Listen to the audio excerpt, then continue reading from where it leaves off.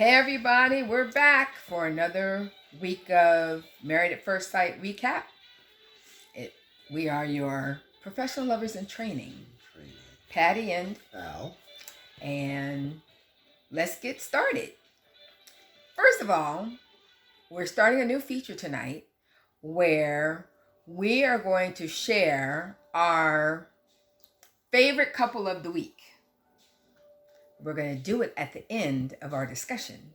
We're going to talk about all the couples, what we saw, what we, how the issues that they were addressing. But at the end, we're going to share our favorite couple of the week. And tonight we kind of talked about it. But she still doesn't know who my favorite is, though. But we're going to surprise each other. Yeah. That'll start next week.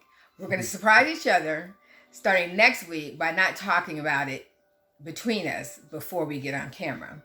But tonight, since we're, kind of starting this feature, we did talk about, but he may change midstream just to be able to surprise me. But stay to the end of the discussion. We try not to keep you here long. That is, if you want to find out who our favorite couple of the week is. If not, no problem. Because like I said, we're going to talk about everybody. True. All right. And we're going to start in order that they started with in tonight's episode. And the first couple was Amani and Woody. Mm-hmm. Two things that stuck out to me. The first was kind of in the first few scenes, they were working on a budget. And we know that a couple of the biggest issues in marriage, one of them always involves finances. And people who are just getting married, especially if you're getting married as an older person, like they did, like we did. I lived on my own for quite a while. He lived on his own for quite a while. We had our own ways of dealing with money. And when you're trying to bring both of those together, sometimes they can cause issues, especially depending on how you see money. True. And how you've been taught to view money and finances, how you've handled your own finances. Bringing those together sometimes can cause some fireworks. And so it was nice to see them just kind of talking about it. Yeah. To discuss it is the beginning stage of, figuring each other out. Right. And, we always reference the book, Becoming a Professional Lover. And week 34 says, live within your means to avoid financial problems. And that really happens when one person is a spender and one person is not. Like, say, Olivia and Brett.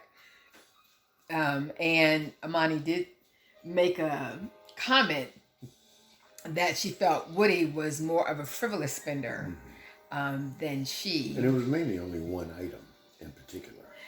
Their entertainment or date night. No. I mean, he was willing to... Oh, no, the clothes. Exactly. It was the clothing. Yeah.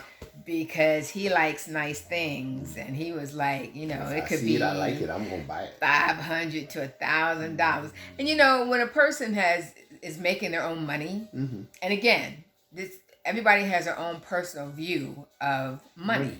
True. And he has a view of, if I work hard for it, I'm going to spend it. Because he knows he can't take it with him. And so, if I see something nice, I'm gonna buy it. And that works when you're by yourself. True. You don't have to answer to anybody. You're not trying to build a home together and all of that. So, and it's not to say that you cannot buy just because you happen to have a spouse or a significant other. It's just that you take them into consideration before you buy. And you, due to the fact that you're in a partnership, partners should understand and know what each other's plans are. And, right. and for the most part, if you have a plan, you're trying to stick to that plan. And if you have goals that take achieving something specifically in finance to get whatever that goal is, then you need to be forthright and put in a full-throated effort to achieve that goal. Right. So you just can't fly off the handle and frivolously just go spend because you feel like it. Oh, because this is my money and I made it and I can do with it what I want. Because remember, once you're in a marriage and a partnership, it's not your money, my money. It's our money. True. Even if you are keeping separate bank accounts, I mean, when we first got together, he worked in DC, I worked in Baltimore. So I had basically a Maryland bank. He had a kind of a DC bank. And so when we first got married, yeah, I mean, it's like, that's weird to say a DC bank, but a bank that predominantly was in the DC area. So when we got married, we did not close down our bank accounts, but we did put each other's name on each other's account. Right. But I still banked at my bank. He banked at his bank. And we did that until we left and went to New Jersey. Because New Jersey was the first time that we had joint accounts at the same bank. Right. So that was after 3 years. Right. And so that worked, So it's important to come to an agreement that you're not going to live above your means, so that way you can avert financial crises. But you definitely have to talk about it and come to an agreement with what your budget is going to be and how you're going to spend your money. The other thing they talked about was her wanting a dog and him not wanting a dog. And that discussion started last week. And then when they got together with Karen and Miles, who started talking about, we're going to foster a dog. And of course, Woody was like, here we go with the dog conversation again. And I asked you a question. What do you do when one person wants something very badly that the other does not want just as badly? They don't want it. How do you deal with that? Yeah, how do you settle that? How do you compromise, or how do you settle that? And my thing was specifically for the individual that doesn't want. Is it just because you don't want, or do you have specific reasons for not having? I mean... Or not wanting it. Or not wanting. I mean, because of the responsibility or whatever the case may be. I mean, you would have your reasons. But is it because you've never had it and you're closed-minded to it because you've never had it? Or do you have specific reasons for not wanting it?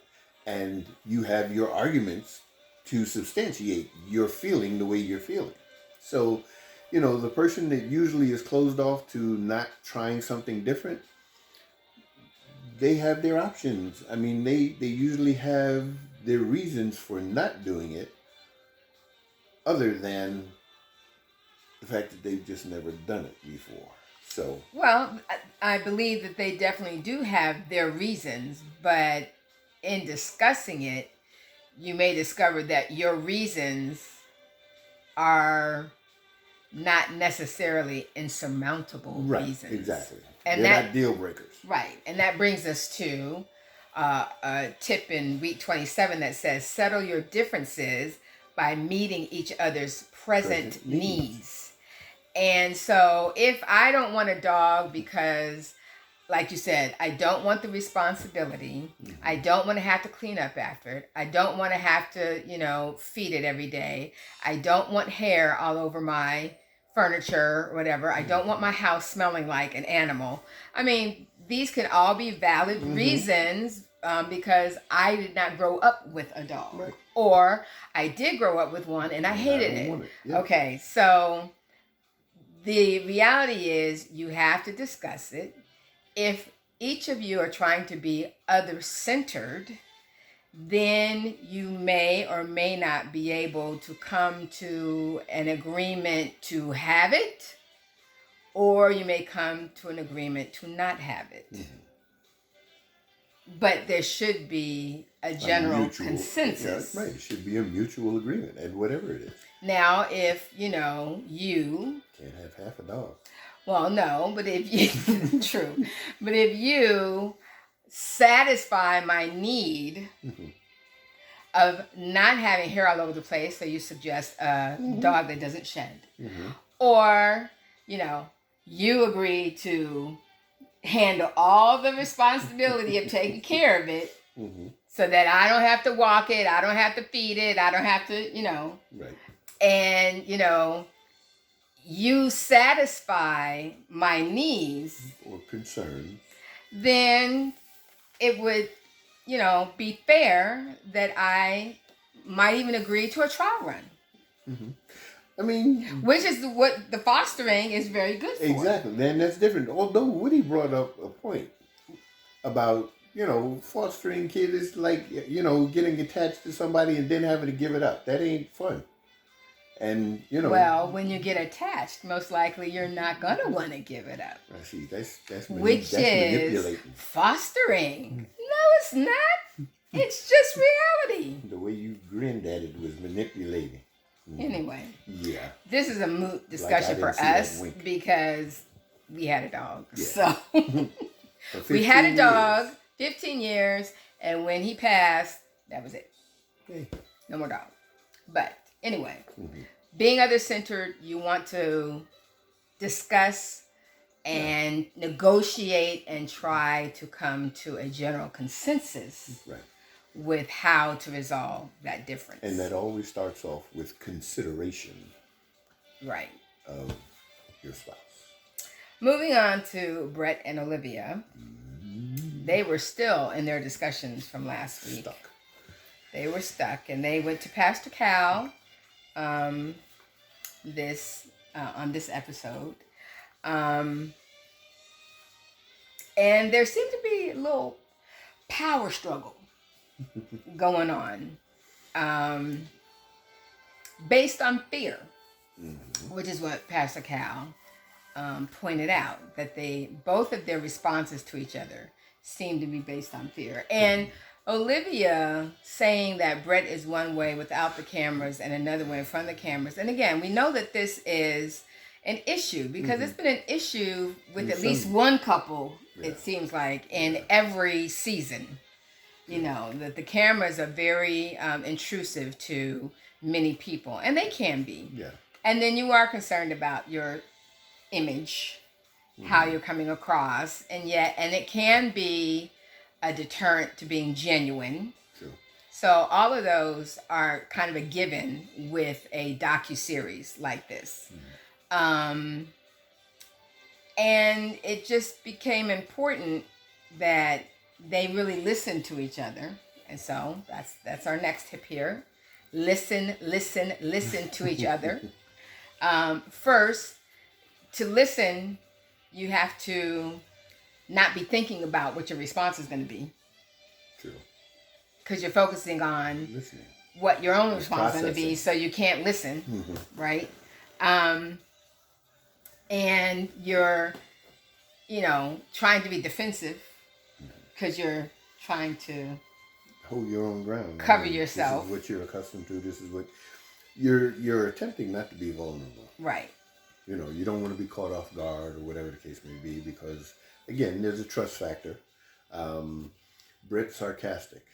Very. And being sarcastic, but we saw that from the very beginning. But being sarcastic in a relationship can put your significant other in a defensive when they're part of your sarcasm, or they're the target of your sarcasm. Or if it happens when you guys are in a serious discussion.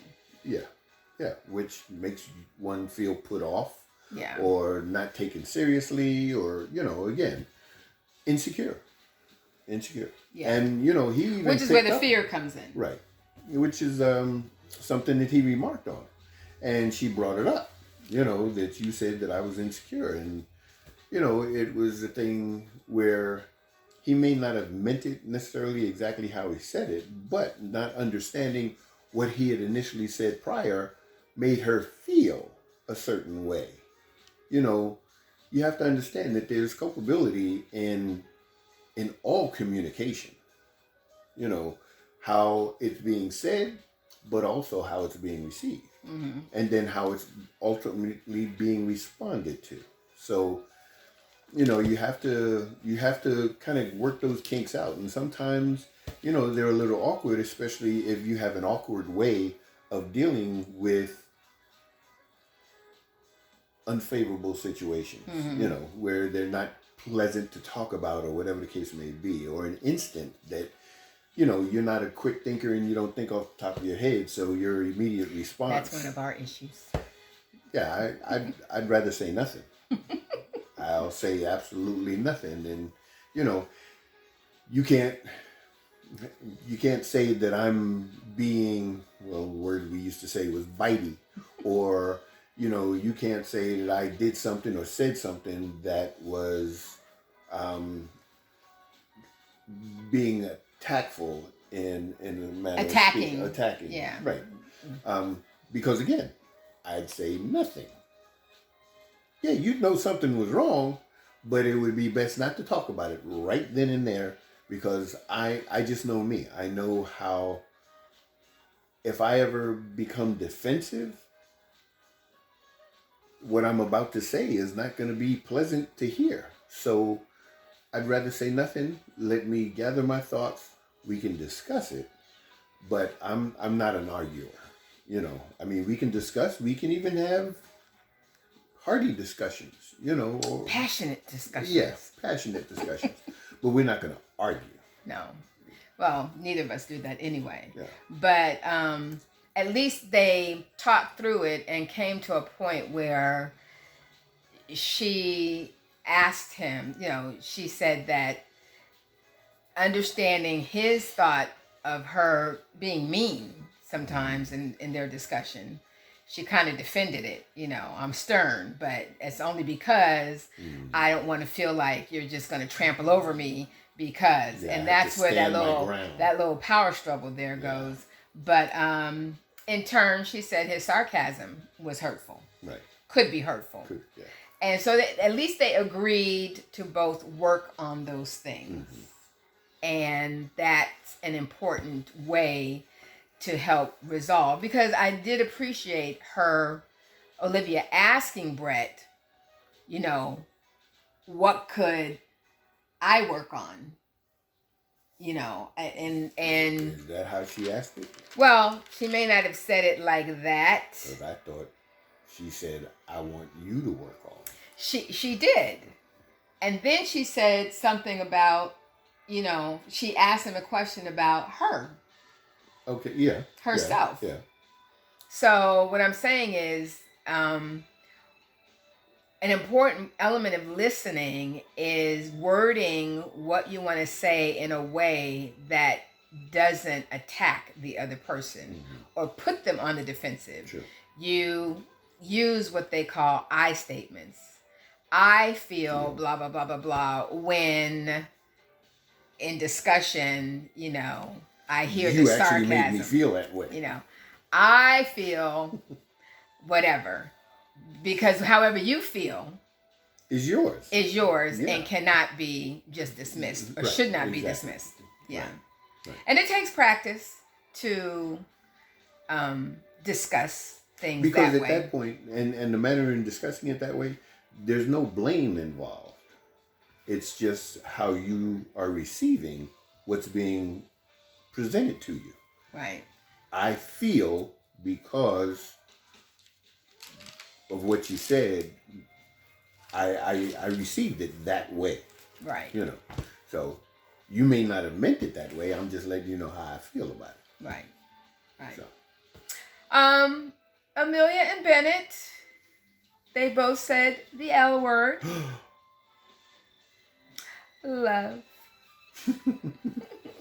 I guess would that be backwards to the viewer? Does it have to be like this? Love? No, that would be backwards. Love. Yeah. The L word. So they were cute. Yeah. And Bennett said it first. Yes. As women like to do. They want to hear it first before they say it. Because they know they want to be involved in it together.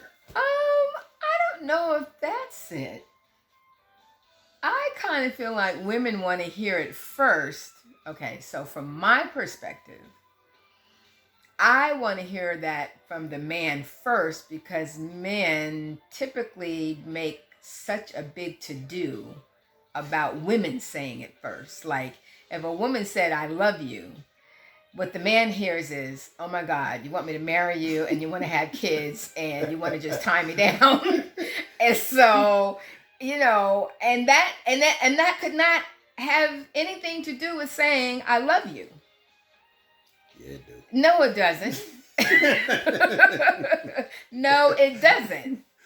I could love what kind of fun we have together. True. I could love True, you true, as a person. true. I could love, how kind you are or how considerate you are. Well, it has nothing to do with wanting to marry you. No, but or wanting you to marry me. But women being more so in touch with their feelings, can use that word in a fashion where it's understood. Guys don't use it often. Right. So therein that's like lies an the unused difference muscle. in how you look at it. When we say which it, is it's like catching a why cramp. You have to say it first. It's like catching a cramp. So that's why women want to hear it from the man first. Yeah. Moving on to Karen and Miles. They were a lot more comfortable this week with each other. I would say she with him. Yeah. I like the little game they played, and she played along. Yeah. And then, they had a nice, double date with Amani and Woody. And they, expressed that they felt like, that they were growing in their relationship and kind of leveling out, which was nice to see and hear. Because I think, I kind of think that Miles has been conscious of removing the sexual intimate level of activity off the table. He was squeezing that leg though, wasn't he? Although I think that was a clip that they kept replaying over and over. Yeah. But he got a good squeeze in. Yeah, he did. And then our last couple, Christina and Henry. Now this week they each talked to a friend. Yeah. About how things were going. Henry's friend was a little less supportive of the relationship than Christina's friend was. Now, Henry's friend said something very interesting that we kind of discussed. And that's when he was listing the things about himself that are a problem in the relationship. He's not self-confident. He's closed off. He's not affectionate. The friend said, when you're listing all those things like they're negatives, instead of seeing them just as how you are. And I asked you, if you have some personality traits or behavior that impede your ability to connect with another person, wouldn't those be considered negatives that you would want to work on? If it's something you need to work on, it's evidently not in its best light. So there is a negative component to it. Or if, as you are, has netted you zero long-lasting relationships of any kind, then that would suggest that those are things that you might need to look at to change. Because I think many people will use the excuse, well, that's just how I am. Either you take it or leave it. Then well, you be left. There you go. And if you don't want to be left, you might be okay with being left. Yeah. And just being by yourself and being that person. If not, though, then you would want to assess that and open yourself up to making some changes if they're going to help you grow into a better version of yourself, a version that can attach to people and can nurture that attachment. Yeah. The connection has to be nurtured. True. I mean, that's what relationship is all about. Exactly. You have to nurture the relationship. Yeah. Now, Christine's friend, on the other hand, even after calling Henry a dork, did say that Henry was better than all the other guys that she'd been with.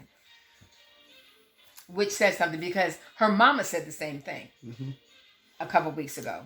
if not last week. And there's certain ideas that I have in my head about Christina that I'm not going to put on camera, but there's certain things that she has stated in the past about herself that Henry is the exact opposite of her involvement with other guys. With other guys. I mean, even though, and she said it tonight, when he asked about sex, and no, we haven't had sex, and it's been a month.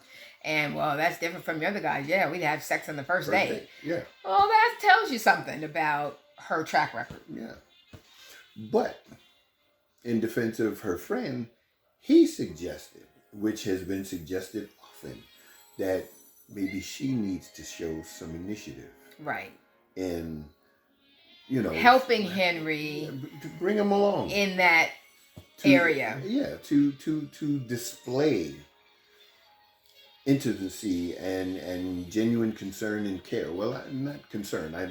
That's not a problem. Well, but the expressiveness of his caring for an individual. In this case, his wife. Yeah. And I get it. I mean, each person in a relationship wants to feel wanted. Yeah. And how you do that is by initiating physical contact and intimacy. Yeah. And it should be something that we each do for the other. Yeah. In order to express that, yeah, he is fine. You are fine. I do want you. Me? And you're all that and a bag of chips. But the reality is that some people feel more comfortable doing that than the other. Some people have more practice at doing that than the other. And sometimes that comes more naturally for one person than the other. So in the beginning, you may have to be the one to initiate. Yeah. Take some of the lead to help the other along. Yeah, I mean, in the beginning, sometimes it takes whatever it takes. Especially to ignite a fire. If you're wanting that fire to happen.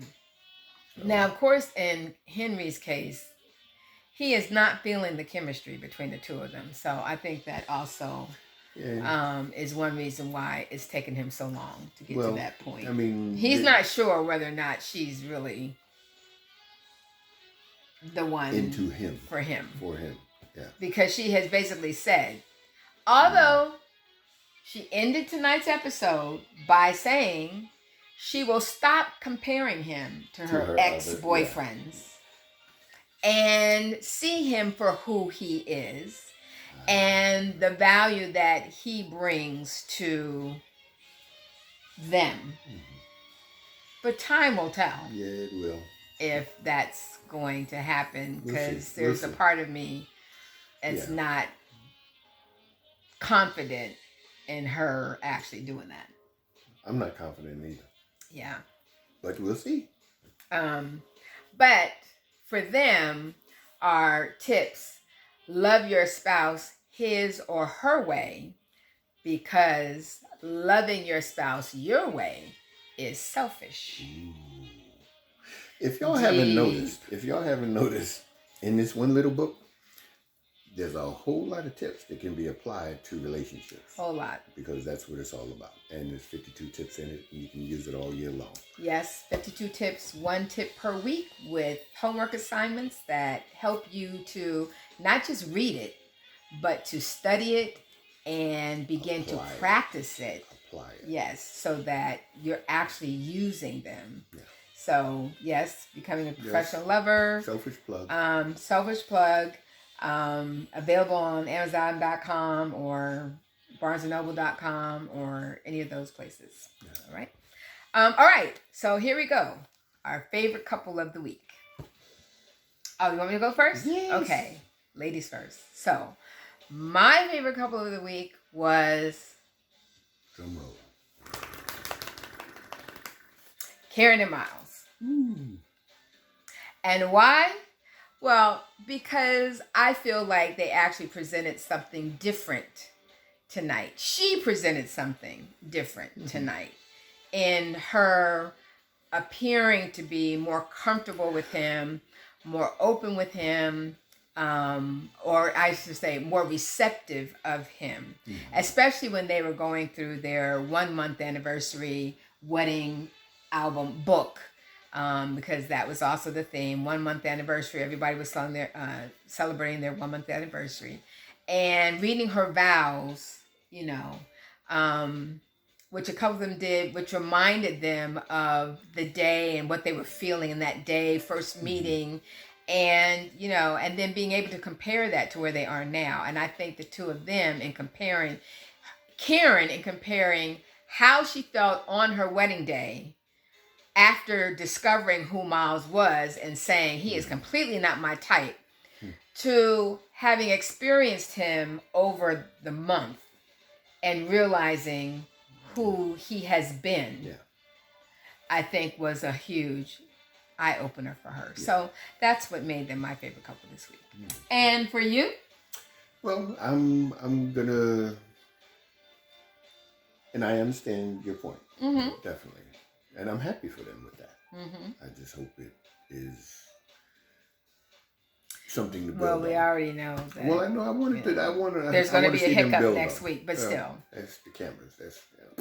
But I still like Amani and Woody, and the reason being is because, again, I look at things from a guy's perspective, of course, but I look at the transition in the guys from who they were from like day one, and I can genuinely understand how his mindset has been altered from, literally the party guy and whoever wants to hang and, can deal with this package, we can flow. However long, we flow. But now he's married and he has found someone that he can genuinely put his energy and effort into, because he's got energy. And I think he's had a certain thing in him that he's always wanted to direct to someone in particular. And now that he has found that, it's something that he has latched onto. And his other friends have seen it. Yeah. But I just look at his genuine feeling of joy and having Amani by his side, I can see that. So, but that's also why, just in general, they and Amelia and Bennett are favorite. Yeah. But I'm sticking with Karen and Miles for this week. Okay. He's sticking with Amani and Woody for this week. So we'll see how it changes, if it changes for next week. Yeah. Until then, stay safe. Let us know if you agree with us, and we'll see you next week. Look forward to it. Peace. Be safe.